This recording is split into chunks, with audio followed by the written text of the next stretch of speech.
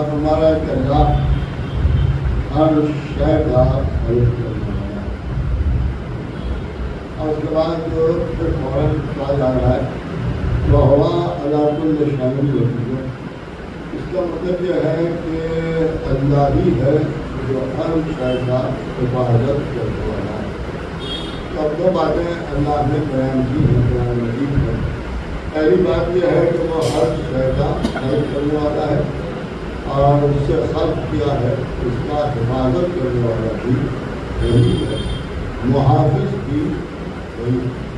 اب ظاہر سی بات ہے کہ قرآن کی آیت ہے اور قرآن اپنے آپ میں موجودہ ہے اور سب کو یہ معلوم ہے کہ یہ آسمانی کتاب ہے اور آسمان سے 4 کتابیں نازل ہوئی ہیں اور جس میں سب سے آخری چوتھے نمبر پر قرآن ہے. اور یہاں پر بھی غور طلب یہ ہے کہ یہ سب کتابیں ہیں اور کتابوں کا مسئلہ یہ ہے کہ توریت ہے, زبور ہے, انجیل ہے اور قرآن کو بھی کہیں کہیں کتاب ہی کہا گیا ہے. لہٰذا یہ بھی ایک کتاب ہے لیکن اس کا نام قرآن رکھا گیا ہے. قرآن کے معنی میں نے پہلے بھی آپ کے سامنے عرض کیا ہے. قرآن کے معنی پڑھا ہوا. اب جب پڑھا ہوا تو اس کا مطلب یہ ہے کہ ساری کتابیں اپنی جگہ جو کتاب آنے کے بعد پڑھی گئی ہے لیکن قرآن کا نام ہی ہے پڑھا ہوا. اس کا مطلب ہی یہ ہے کہ یہ وہ واحد کتاب ہے جو پہلے پڑھی گئی ہے پھر لکھی گئی. اب سوال یہ پیدا ہوتا ہے کہ صلوات محمد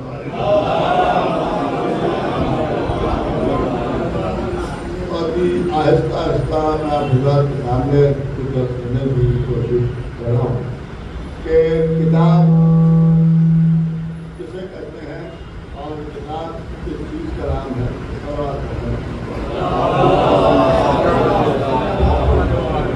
ایک اور سوال کرتے ہیں.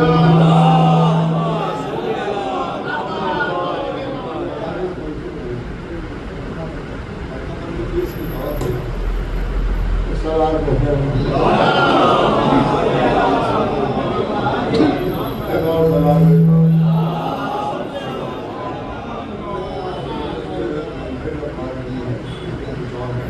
ایک اور سوال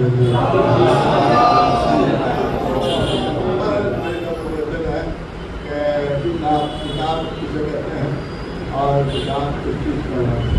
اب جو کتاب کے اوپر غور کیا گیا کہ صاحب کتاب کیا ہے تو یہاں جو بہت سے لوگ ہیں تو انہوں نے کہا صاحب یہ بڑا پرسار یہ سب صاحبان کتاب ہیں اور صاحبان کتاب وہ ہیں کہ جن کا بس آپ کو سمجھ لیں کہ صاحبان کتاب کا مطلب یہ نہیں ہے کہ ہر آدمی ہر ایک کتاب کے لیے ڈھونڈ رہا ہے.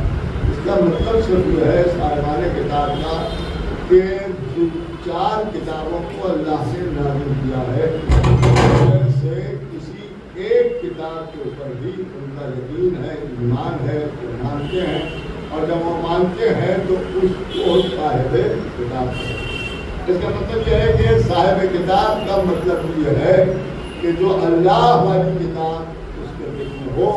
ادھر ادھر کی کتابیں اور ہیں, اللہ والی اور کا غور طلب یہ ہے کہ جب اللہ کی کتاب پر ایمان ہوگا تب صاحب کتاب کہلائے. کیونکہ سب تب جا کے صاحب کتاب کہلائے. دنیا کی لکھی ہوئی کتابوں پر ایمان ہونا اور ہے اور اللہ کی بھیجی ہوئی کتاب پر ایمان ہونا اور ہے. مسئلہ ہے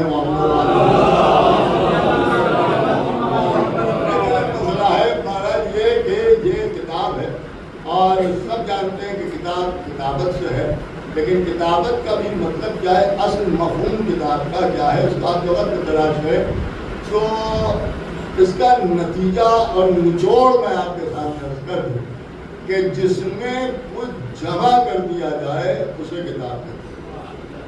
دیکھیے بہت آسان لفظوں میں نے آپ کے سامنے عرض کر دیا کہ جس میں جمع ہو, کوئی شے جمع کر دی جائے, کچھ چیزوں کو جمع کر دیا جائے اسے لفظی طور پر کتاب کہا جائے.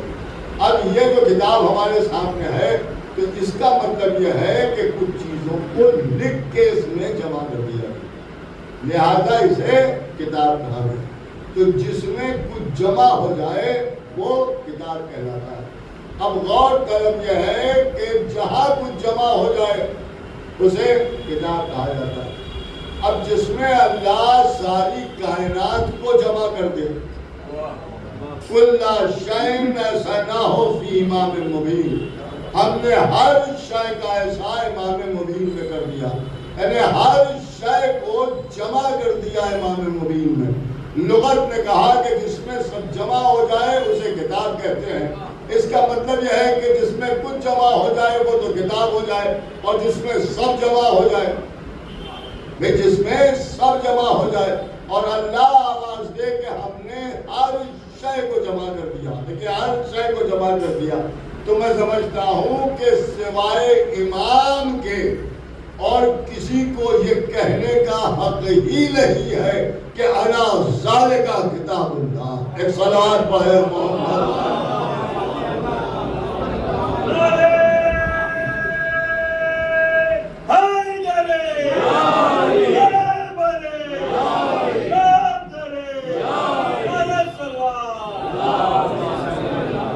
قرآن کا آغاز ہی سامنے آ رہا ہے، اور قرآن میں کیا کہا جا رہا ہے؟ اس میں دیکھیں کس طرح کے جملے امام کے ملتے ہیں۔ ان کا جب الف لام میم ذالک الکتاب لا ریب، الف لام میم ذالک الکتاب لا ریب، یہ بھی ایک بات آپ کے سامنے میں عرض کر چکا ہوں، پھر جو بچے ہیں ان کو یاد دلانے کے لیے عرض کر دوں کہ مسلمان قرآن کا آغاز الف لام میم سے جانتے ہیں۔ اب اس میں لوگ تشریح کرنا چاہتے ہیں کہ صاحب الف لام میم کے معنی کیا ہے، اور اس کی تفسیر یہ ہے، اس کی تفسیر یہ ہے، اس کی تفسیر یہ ہے۔ ایک بالکل علی کے عام چاہنے والے نے، جس کے لیے آپ کچھ بھی نہیں کہہ سکتے، اس نے بڑی خوبصورت بات کہی، اور اگر کچھ نہ سمجھ میں آئے تو الف لام میم کو ملا کے سمجھ لو۔ الف لام میم کو اگر ملا دو گے تو علم بنے گا۔ نہیں غور کر رہے، وہ علم نہیں جسے پرچم کہا جاتا ہے، یہ الف لام میم علم ہے، الف کا علم ہے، الف نہیں۔ علم کا مطلب یہ ہے غم۔ نہیں غور کیا آپ نے؟ غم۔ اس نے بڑی خوبصورت بات کہی، اس نے کہا کہ اللہ نے جب اپنی کتاب کا آغاز بغیر غم کے نہ کیا تو ہم اپنے سال کا آغاز بغیر غم کے کیسے کر سکتے ہیں؟ اے صلوات بھیجے محمد، ایک اور صلوات بھیجے۔ اور یہ کہ الف لام میم ذالک الکتاب لا ریب فیہ، یہ وہ کتاب ہے کہ جس میں کوئی ریب نہیں۔ ریب کا مطلب کوئی اس میں شک نہیں، کوئی شبہ نہیں۔ تو قرآن کی یہ شان بیان کی کہ اس میں کوئی شک نہیں ہے، کوئی شبہ نہیں ہے کہ وہ کتاب ہے۔ اب کتاب اسی کو کہتے ہیں جس میں جمع ہو جائے، اسی لیے قرآن میں اور آواز دی گئی کہ ہم نے ہر خشک و تر کو اس کتاب میں جمع کر دی۔ اور پھر پوچھا گیا کہ یہ کتاب کون سی کتاب ہے، تب آواز آئی کہ کل شیء احصیناہ فی امام مبین، ہم نے ہر شے کا احصاء امام مبین میں کر دیا۔ تو اب امام مبین کو ہی یہ کہنے کا حق ہے کہ میں وہ کتاب ہوں جس میں کوئی شک نہیں۔ علی وہ ہے کہ جن میں کوئی شک نہیں۔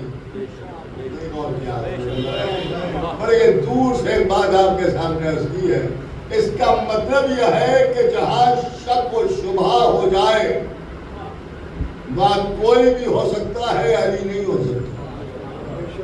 علی وہ ہے جن میں شک نہ ہو۔ دلیل اس کی یہ ہے کہ خود مولا کائنات نے فرمایا کہ میں یقین کی اس منزل پر ہوں کہ اگر پردے ہٹا دیے جائیں جب بھی یقین میں نہ اضافہ ہوگا نہ کمی ہوگا۔ صلوات وہ ہے محمد دیکھیں بہت ہی ماشاءاللہ یہاں کے اوپر کلکتے کا مجمع ہے، لہذا بہت آسانی سے میں بات آپ کے سامنے اشارے میں عرض کر دوں تو سب کی سمجھ میں آ جائے کہ جہاں شک ہوتا ہے وہاں یقین میں اضافہ ہونے کی امید ہوتی ہے، اور جہاں یقین میں اضافہ ہوتا ہے، یا یوں کہا جائے کہ جہاں یقین میں کمی ہوتی ہے وہاں شک پیدا ہو جاتی ہے۔ علی کہہ رہے ہیں کہ نہ یقین میں کمی ہوگی نہ یقین میں اضافہ ہوگا، اس کا مطلب یہ ہے کہ جو یقین کرنے کا حق ہے اسی حق پر ہونے والے کو علی کہتے ہیں۔ ایک صلوات پڑھے محمد وعلی ایک اور بابا سے بلند صلوات پڑھتا۔ تو اب ایسی بات ہے کہ یہ کتاب ہے، اور میں جو آپ کے سامنے عرض کر رہا تھا کہ قرآن اور قرآن وہ ہے کہ جس پر ہمارا اور آپ کا ایمان ہے، اور قرآن کے بڑے فضائل ہیں، اور علماء نے بہت سے فضائل بیان کیے ہیں اور بہت سی فضیلتیں بیان کی ہیں، اور یہ بھی بیان کیا ہے کہ قرآن کو پڑھتے رہو۔ تو یہ بھی آپ کو حدیثوں میں معصومین کی مل جائے گا، کم سے کم 50 آیتیں قرآن کی روز پڑھو۔ دیکھیے قرآن کی کم سے کم 50 آیتیں روز پڑھو۔ آپ غور کر رہے ہیں جو میں عرض کر رہا ہوں؟ قرآن کا معاملہ یہ ہے کہ خالی خرید کے گھر میں نہ رکھو، بلکہ اسے پڑھتے رہو۔ جب پڑھتے رہیں گے تو ظاہر سی بات ہے جو قرآن میں ہے وہی تو پڑھے گا۔ ایسا تو ہے نہیں کہ اب قرآن پڑھا اور جب وہ قرآن مکمل ہو گیا تو ان کا جا کے دوسرا قرآن خرید لائے، اس میں خیر کوئی نئی آیت مل جائے، کوئی نیا جملہ مل جائے، نیا سورہ مل جائے، تو کہنے صاحب ایسا نہیں ہے، وہی قرآن ہے، اسی قرآن کو پڑھنا ہے، لیکن اسی قرآن کو پڑھنا ہے۔ یہ وہ قرآن ہے کہ اس میں کسی آیت کا اضافہ نہیں ہو سکتا، کیونکہ اضافہ نہیں ہو سکتا۔ اور ایک بات یہ بھی میں آپ کے سامنے عرض کر دوں، اور شاید قرآن پر یقین کرنے والے اسے مکمل طور پر سمجھ سکیں گے کہ اب تک قرآن کے مقابلے میں جتنی بھی باتیں ہوئی ہیں اس میں آیات میں کمی تو کی گئی، مگر ایک آیت کا بھی اضافہ نہیں کیا گیا۔ اس کا مطلب یہ ہے کہ قرآن کا جو یہ دعویٰ ہے کہ اگر تم میں ہمت ہے تو اس کی ایک آیت ہی جیسی ایک آیت بنا لاؤ، تو یہ تو ہوا ہے کہ آیتیں کم کر دی گئی ہوں، مگر یہ آج تک کوئی نہ کر سکا کہ اس میں کسی آیت کا اضافہ کر دیا گیا ہو۔ اس کا مطلب یہ ہے کہ قرآن میں اضافہ ممکن نہیں ہے۔ نہیں غور کر رہے آپ؟ قصر ہو سکتا ہے، نہیں غور کر رہے ہیں؟ میں عرض کر رہا ہوں دیکھیے بات کہاں جا رہی ہے، بہت دور سے بات کر رہا ہوں، اس لیے آپ چپ بیٹھ کے سن رہے ہیں۔ پھر سامنے کی بات عرض کر رہا ہوں کہ قرآن میں اگر آپ نے ذرا سا غور فرمایا تو قرآن میں مثلا سورہ حمد ہے، انکا صاحب 7 آیتیں ہیں، 7 کی جگہ 6 لکھ دی، 5 لکھ دی، 1-2 آیتیں کم کر دی، اب فلتر ہے مس پرنٹ ہو گئی، اس میں آیتیں غائب ہو گئی۔ لیکن ایسا کوئی نہیں کر سکا کہ قرآن میں ایک آیت کیا ایک نقطے کا بھی اضافہ کر دے، ایک نقطے کا بھی اضافہ کر دے۔ کیوں؟ کہ اس لیے کہ قرآن نے دعویٰ یہی کیا ہے کہ سب کچھ کر سکتے ہو مگر اس کی جیسی آیت نہیں بنا سکتے، کہ اس کی جیسی آیت نہیں بنا سکتے۔ اس کا مطلب یہ ہے جب دعویٰ ہو گیا تو قرآن جیسی آیت نہیں بنا سکتے۔ اس کا مطلب ہی یہ ہے کہ جب کوئی اس کی جیسی آیت بناؤ گے تبھی تو اضافہ کرو گے، اور اگر نہیں بناؤ گے وہی کچھ لکھ دو گے تو الگ سے سمجھ میں آئے گا۔ تم کہتے رہو کہ یہ قرآن ہے، مگر سمجھدار سمجھ لیں گے کہ یہ اضافہ ہے، قرآن نہیں ہے، یہ اضافہ ہے، قرآن نہیں ہے۔ اس لیے کہ قرآن کی ایک آیت ساری کائنات مل کے نہیں بنا سکتی۔ تو قرآن کی فضیلت یہ ہے کہ اس میں اضافہ ممکن نہیں ہے، کمی آپ کر سکتے ہیں، چھپا لے جائیے آیتیں، دیکھیے چھپا لے جائیے آیتیں، چھپا لی ہے اگر آپ نے تو اب ظاہر سی بات ہے جسے نہیں معلوم ہے وہ تو یہ سمجھے گا کہ 3 آیتیں ہیں، تو آپ نے 2-4 آیتیں اس میں سے چرا لی، نہیں غور کر رہے ہیں آپ نے، میں کر رہا ہوں، چرا لی اور چرا کے کسی اور کتاب میں لکھ دی کہ یہ تو اس کتاب کی ہیں، یہ اس کتاب کی ہیں۔ تو قرآن میں قصر ممکن ہے، نہیں قصر ممکن ہے مگر اضافہ ممکن نہیں ہے۔ تو بھیا جب صامت کی یہ شان ہے کہ اس کی جیسی ایک آیت کوئی نہیں بنا سکتا، اس میں اضافہ نہیں کر سکتا۔ اور آسان لفظوں میں کہہ دوں کہ قرآن میں قصر تو ہو سکتا ہے، غلو نہیں ہو سکتا۔ تو جب سامت کے لیے یہ طے ہو جائے تو پھر ناطق بھی ایسا ہی ہوگا کہ جہاں غلو ممکن نہیں ہے، دیکھیے غلو ممکن نہیں ہے تو علی کی ذات میں بھی غلو نہیں ممکن ہے، قصر ہو سکتا ہے۔ لیکن یہ سمجھ لو کہ علی جیسا کوئی بنا نہیں سکتے۔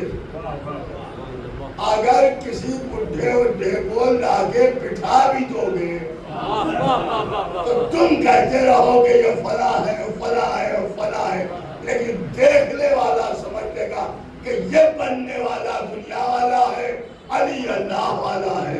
ایک صلوات ہے محمد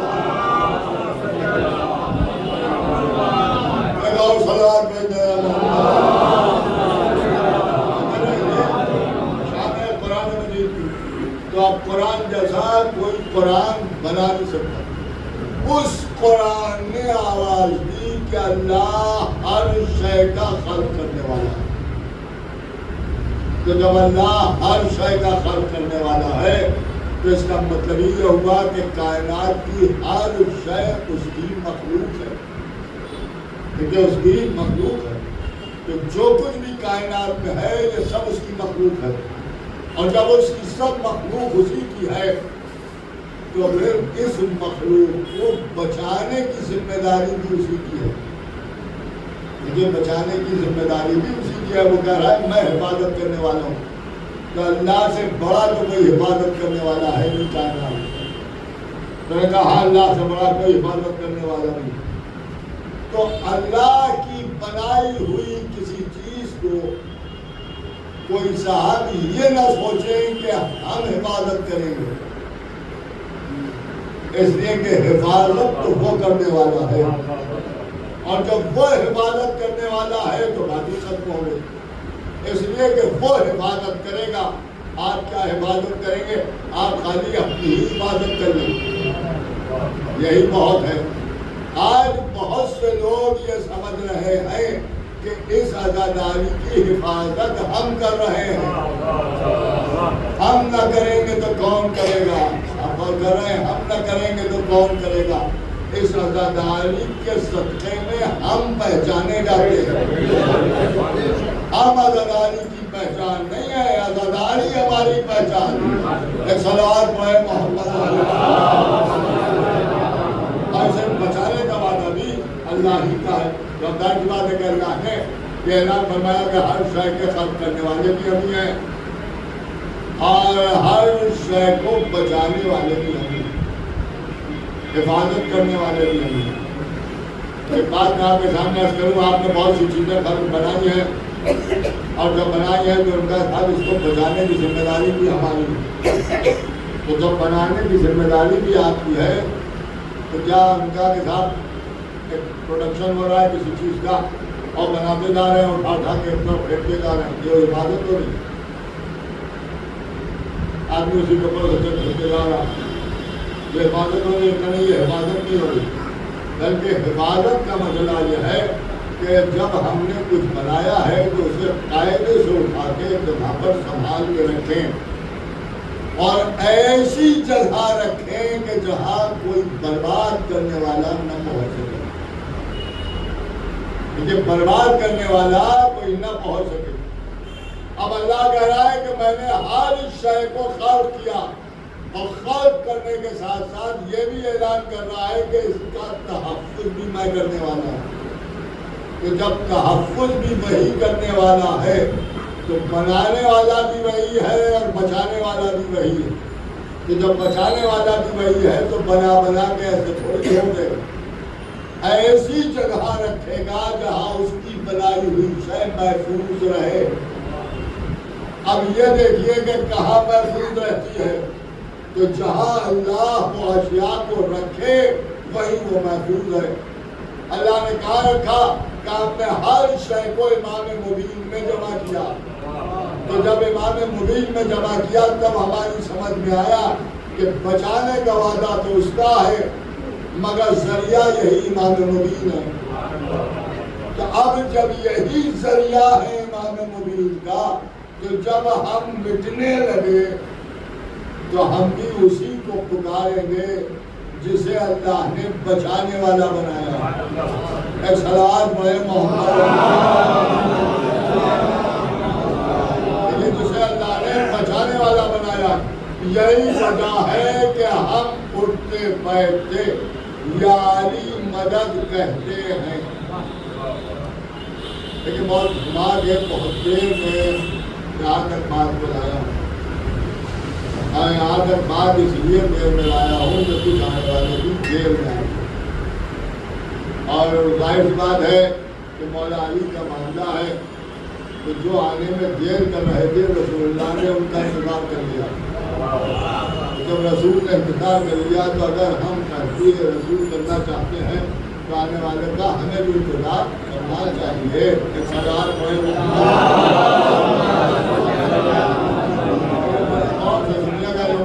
رہا ہوں آپ کے سامنے. اب ہم یا علی مدد کہتے ہیں. یا علی مدد کے معنی یہ ہرگز نہیں ہے جو عام طور سے جملہ سنیے گا, آپ کے اختیار ہے چاہے جیسے سنیے گا, کیونکہ یہاں جتنے بیٹھے سب یا علی مدد کہنے والے ہیں. لہٰذا سنیے کو بڑے غور سے سنیے. دوسروں کے اعتراض کا جواب جب لوگ اپنی جہالت کی بنیاد پر نہیں دے پاتے ہیں تو یا علی مدد کا مطلب علی کو وسیلہ بنانا ہے. لیکن یا علی مدد کہنے کا مطلب ہم مولا علی کو وسیلہ نہیں بنا رہے بلکہ ڈائریکٹ علی سے مدد مانگ رہے ہیں. اس طرح سے کوئی آپ کے سامنے بیان بھی نہیں کرے گا کیونکہ سب خوفزدہ ہو جاتے ہیں علی کے معاملے. یہ معاملہ بڑا عجیب و غریب ہے. ہر ایک کے فضائل لوگ گڑھ کے بیان کرتے ہیں لیکن علی کے لیے جو حقیقتیں ہیں وہ بھی نہیں بیان کرتے. غور سے سنیے گا جو میں عرض کر رہا ہوں. یا علی مدد کہنے کا مطلب صرف علی سے مدد مانگ, صرف علی سے مدد مانگ. اور علی سے مدد اس لیے مانگ رہے ہیں کہ جس سے تم مدد مانگ رہے ہو اس نے اپنے نبی کو حکم دیا ہے کہ مشکل ہے تو مجھے نہ پکارو, علی کو پکارو. ایک صلوات پڑھے محمد والے.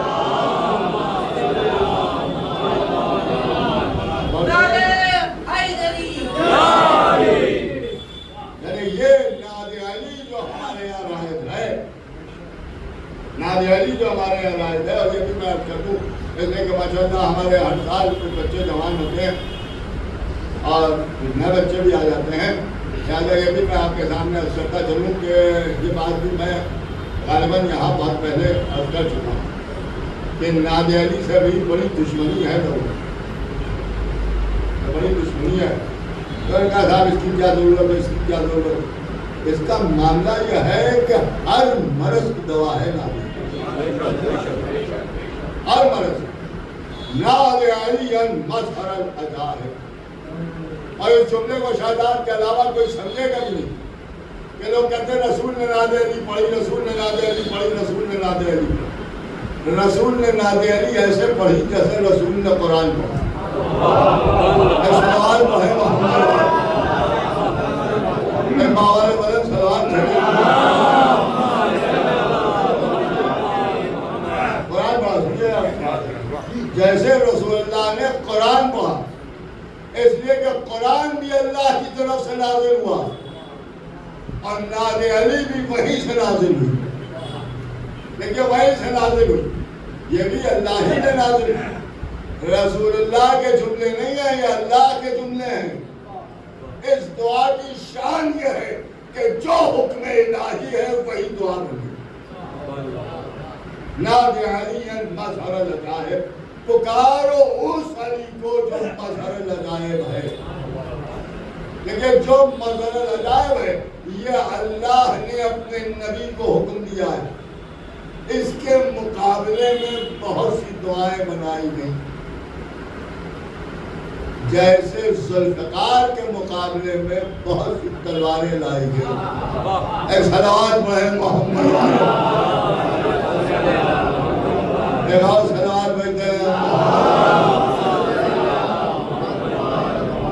لیکن یہ بھی سمجھ لے کہ ساری کائنات کی تلواروں کو ایک طرف رکھ دو اور ذوالفقار کو ایک طرف رکھ دو، جب بھی ساری تلواریں مل کے بھی ذوالفقار کا مقابلہ نہیں کرتی، اس لیے کہ اگر ذوالفقار کا مقابلہ ہو سکتا تو یہ جملہ سامنے نہ آتا کہ لا سیف الا ذوالفقار۔ ایک صلوات پڑھے محمد۔ اب ظاہر سی بات ہے کہ بالکل ویسے ہی ناد علی بھی ہے، اور ناد علی کا بھی مقابلہ کسی دعا سے نہیں ہو سکتا۔ ساری دعائیں اپنی جگہ، ناد علی اپنی جگہ۔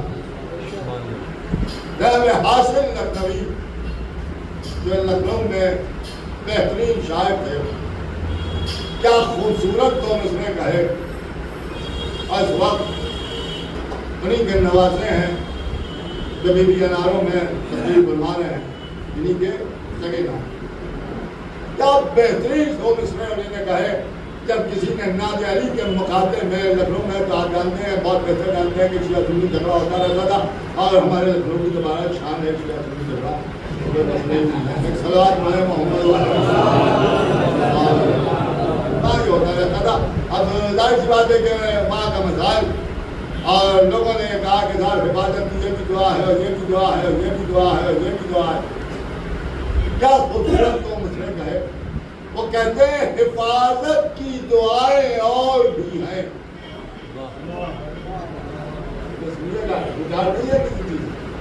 حفاظت کی دعائیں اور بھی ہیں، مگر ناد علی ناد علی ہے۔ صلوات بھیجے محمد ایک اور صلوات بھیجے اب ظاہر سی بات ہے کہ یہ ناد علی، اس کے مقابلے میں میں نے بھی عرض کیا مسلمانوں میں گنج العرش ہے۔ میں پہلے ہی پڑھ چکا اور پھر پڑھوں گا، جب تک ایک شیعہ کے گھر سے اتر نہیں جائے گی پڑھتا رہوں۔ ایک صلوات پڑھے محمد۔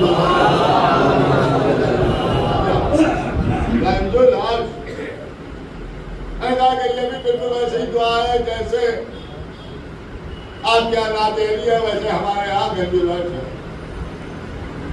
اس کا جواب آپ جانتے ہیں ہمارے علماء نے کیا دیا، اور نے کہا کہ صحیح وہ ہوتا ہے جس کا نام صحیح ہے۔ آپ کی اس دعا کا نام ہی غلط ہو کہ وہ کیسے کہ اس کا نام ہے گنج العرش، اور عربی میں گاف ہوتا نہیں، تو جب گاف ہوتا ہی نہیں تو گنج بنا کیسے؟ ایک صلوات پڑھے محمد والے ایک اور بابا نے مدن صلوات ایسے پڑھیے گا۔ اس میں ان لوگ کے جن پر آپ لعنت بھیجتے ہیں ان کی تعریفیں بھی ہیں۔ ایک جملہ آپ کی سماعتوں میں نقل کر دوں، میں سمجھتا ہوں پڑھے لکھے حضرات اس کے اوپر داد ضرور دیں کہ ہر چیز عربی میں لکھی ہوئی قرآن نہیں ہے۔ صلوات پڑھے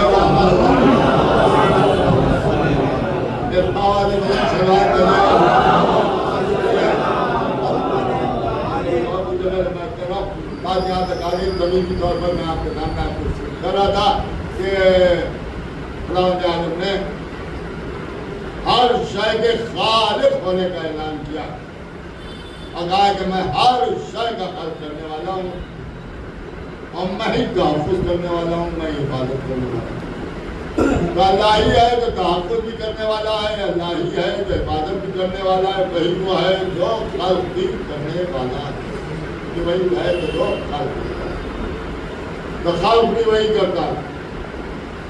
اس نے ہر شے کو خلقیاں انشاءاللہ کل آپ کے دانے کی خصوصیت ہے کچھ اور طریقہ دیر بھی ہو گئی تو انشاءاللہ میں سمجھتا ہوں کہ میں وقت سے آ جاؤں گا میں آپ کے ساتھ ہوں آپ کو آئی جاتی ہوں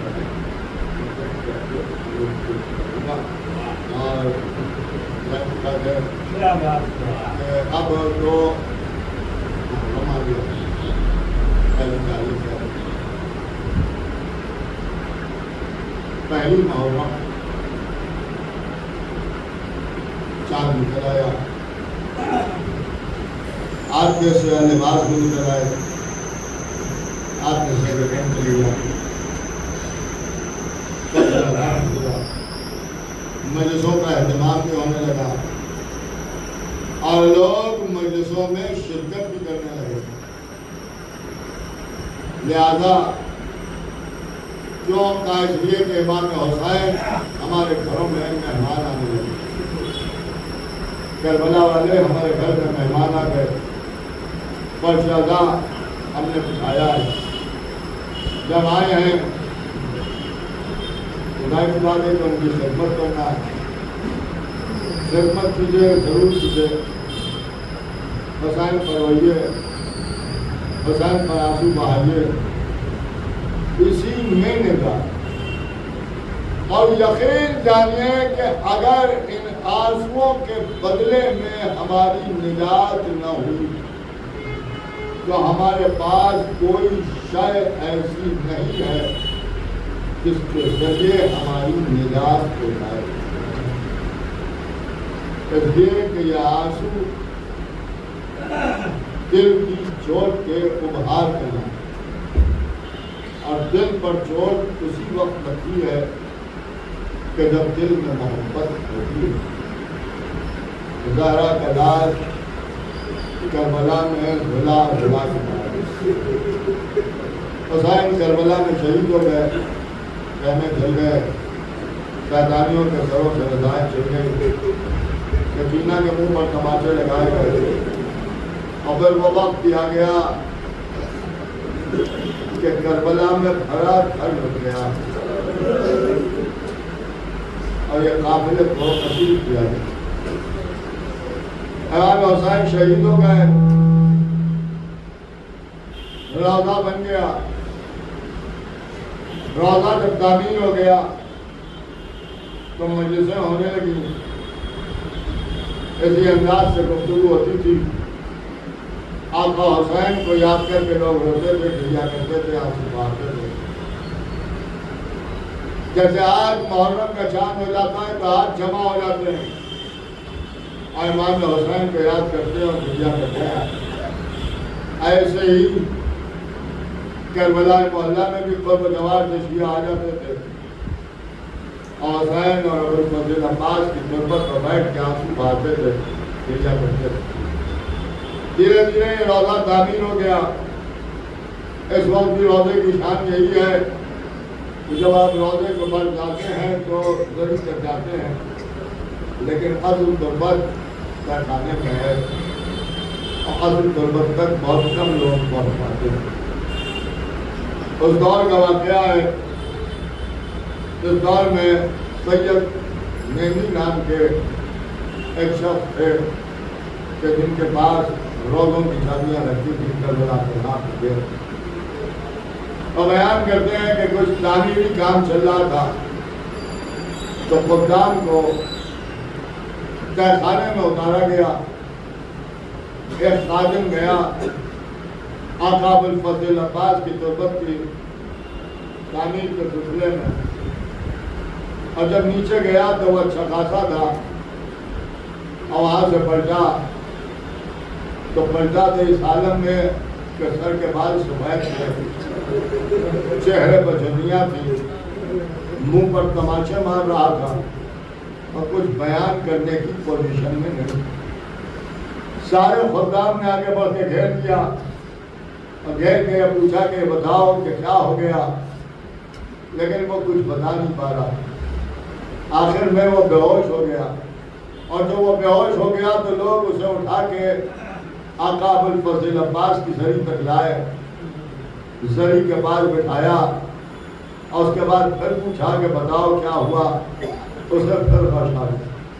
جب پھر غش آ گیا اور کسی طرح سے کچھ نہیں بتا پا رہا تھا تو لوگوں نے اسے وہاں سے اٹھایا اور آقا حسین کے روضے تک آئے اور امام حسین کی زری اقدس تھی، لے جا کے وہاں کے اوپر زری سے اسے باندھ دیا اور سارے خدام زری کی جالی کو پکڑ کے کھڑے ہو گئے اور آواز دی، میرے حسین، میرے مظلوم حسین، یہ آپ کے بھائی کی تربت کی مرمت کے لیے اندر داخل ہوا تھا، لیکن جب پلٹ کے آیا ہے تو اس نے کچھ ایسی مصیبت دیکھی ہے جسے یہ برداشت نہیں کر پا رہا۔ اے آقا، ہم بھی وہ مصیبت سننا چاہتے ہیں، ہمیں بھی معلوم ہو جائے تو ہم بھی آپ کے بھائی بدو آنسو بہا لیں۔ آقا اسے ٹھیک کر دیجئے اور اتنا تو کر دیجئے کہ یہ بیان تو کر سکے کہ جو اس نے دیکھا ہے۔ بس جب یہ کہا تو کچھ دیر کے بعد اسے ہوش آیا اور جب ہوش آیا تو اٹھ کے بیٹھا اور کبھی دائیں جانب دیکھتا تھا، کبھی بائیں جانب دیکھتا تھا۔ لوگوں نے اسے گھیر دیا، پھر اسے پانی وانی پلایا گیا، تو اس کے بعد پوچھا کہ بھائی یہ ذریعہ حسین ہے؟ کہا میں یہی دیکھ رہا ہوں کہ میں تو ذریعہ ابوالفضل عباس کے پاس تھا، میں یہاں کیسے آ گیا؟ کہ کہہ کے اس نے پھر رونا شروع کیا۔ لوگوں نے کہا بھائی ہم نے دعا کی، آقا حسین نے تمہیں اس حالت میں کر دیا، اب ہمیں یہ بھی بتا دو کہ تم نے کیا دیکھا۔